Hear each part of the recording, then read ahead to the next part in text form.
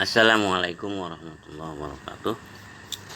Alhamdulillah wassalatu wassalamu ala rasulillah wa ala alihi wa ashabihi wa man tabi'ahu wa wala wa ba'du.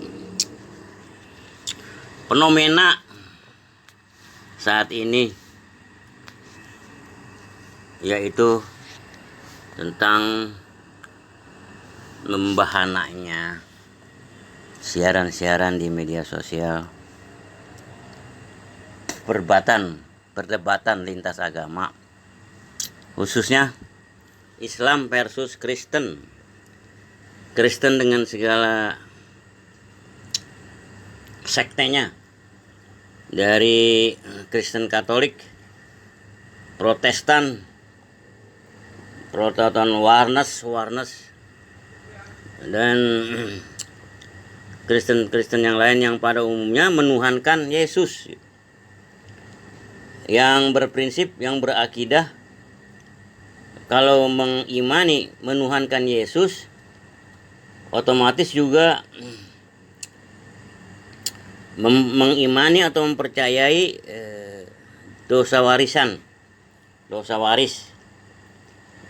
Sejak Nabi Adam berdosa makan buah khuldi di surga, sehingga diusir oleh Allah Subhanahu wa taala ke bumi gitu. Itu dosa Adam itu diwariskan sampai ke kita nih tahun 2024. Itu kepercayaan orang Kristen begitu, Pak. Jadi menuhankan Yesus, menyembah Yesus, kemudian meyakini bahwa dosa-dosa manusia ini yang beriman kepada menuhankan Yesus itu akan terampuni dosanya karena sudah ditebus oleh Yesus di tiang salib. Itu keyakinan mereka. Kemudian semua hukum yang ada di Taurat itu dibatalin oleh nabi yang bernama Paulus atau Saulus, yang menjadi Paulus, yang katanya nabi mereka, nabi orang Kristen begitu. Tapi kalau menurut orang Islam dia nabi palsu begitu. Yang nabi sebenarnya adalah Yesus itu sendiri. Yesus itu kan bahasa Yunani, dia bahasa Greek, bahasa orang barat, Eropa barat sana.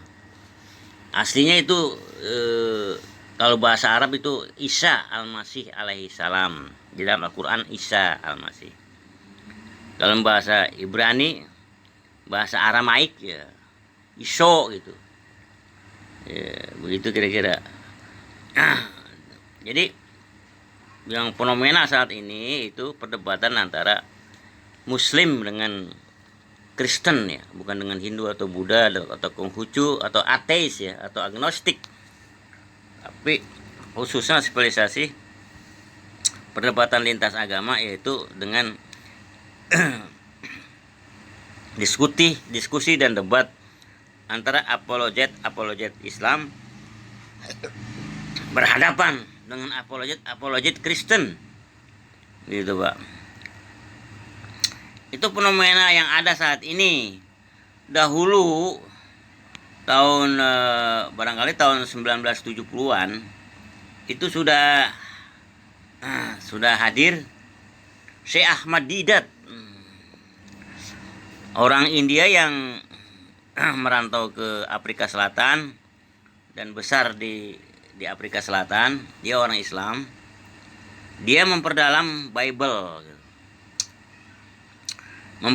Bible, Taurat, barangkali juga Zabur dan Talmud selain Islam gitu. Dalam rangka apa? Dalam rangka membendung misionaris Kristen di seluruh dunia terhadap umat Islam yang banyak dimurtadkan oleh misionaris Kristen dengan segala sektenya ini, untuk membendung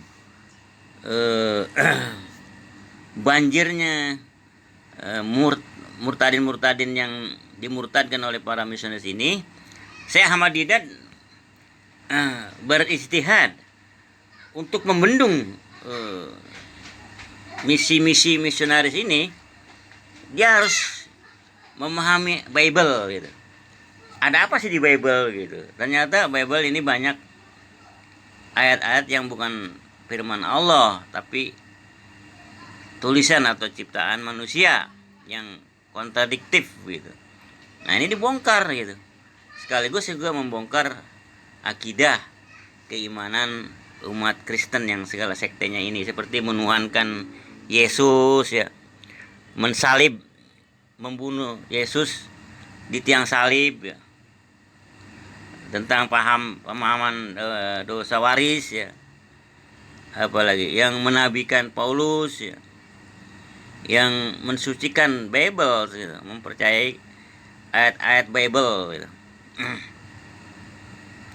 Dan juga tentang hukum-hukum yang diterapkan, yang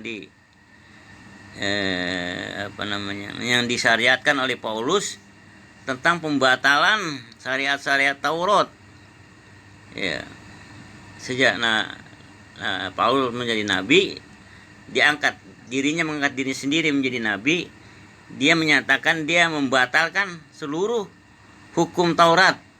Kemudian dia bentuk hukum sendiri yang mirip-mirip dengan Taurat. Tapi banyak syariat atau ayat-ayat Taurat yang dibatalin, yang nggak berlaku. Seperti misalnya di Taurat itu kan hukumnya haram makan babi. Nah, di Kristen ini, yaitu yang di Perjanjian Baru, Bible mereka yang bernama Perjanjian Baru, itu menghalalkan babi gitu. Ya. Yang diharapkan babi hutan gitu. Babi hutan yang bercaling kali gitu ya. Kalau babi peliharaan tuh itu halal. Sementara di kitab Taurat, babi yang manapun, babi peliharaan maupun babi hutan itu haram. Itu dibatalin oleh Paulus gitu. Bla bla bla, banyak lagi kesesatan Kristen ini yang dibahas oleh apologet Islam Indonesia di bawah pimpinan ketua umumnya Bang Zuma Zulkifli Muhammad Abbas gitu. Asli Bugis, Makassar, Sulawesi Selatan, Indonesia bagian timur. Dan teman-temannya seperti Pak Ustadz Sugi, Hendy Selebes, Adriansah, Kores dan lain sebagainya. Itu menggaungkan debat lintas agama lewat media sosial gitu, baik lewat online maupun offline gitu, bla bla bla. Itulah fenomena yang ada saat ini. Jadi ketika Syekh Didat udah meninggal ya, sementara Zakir Naik juga sama seperti Syekh Ahmad Didat, tapi beliau pun udah tua juga, udah mencapai umur 75-an begitu, udah tua. Kalau Bang Zuma dan teman-temannya ini di bawah 60, paling 50-an ke bawah begitu umurnya. Ya. Jadi yang meneruskan Syekh Ahmad Didat dan Zakir Naik, insya Allah skup nasional adalah Bang Zuma CS gitu. Yang yang menspesialisasikan dirinya, yang mengkhususkan bergerak di bidang perdebatan lintas agama. Kemudian beliau juga, Bang Zuma, mendirikan perguruan tinggi atau sekolah sejak TK sampai SMA di bawah Yayasan Apologet Islam Indonesia yang berada di Makassar gitu. Dan udah tahun kedua ini masih tetap gratis gitu. Tapi bagi yang mau membayar silakan, tapi walaupun anaknya disekolahkan di situ mampu bisa membayar tapi nggak membayar, ya dipersilakan juga gitu ya. Bla bla bla bla. Itu yang fenomenal saat ini yang saya ketahui dari media sosial. Tentunya Bang Zuma ini menguasai Bible, Pak. Boleh katakan dia berjalan ya. Ya. Sehingga boleh dikatakan dia lebih hafal, lebih paham Bible daripada pendeta atau pastor itu sendiri gitu ya. Bla bla bla. Dan itu ditayangin di media sosial dengan beberapa akun. Ya. Itu yang bisa saya sampaikan. Mudah-mudahan ini bermanfaat buat kita bersama. Nanti kita sambung lagi di season berikutnya. Wassalamualaikum warahmatullahi wabarakatuh.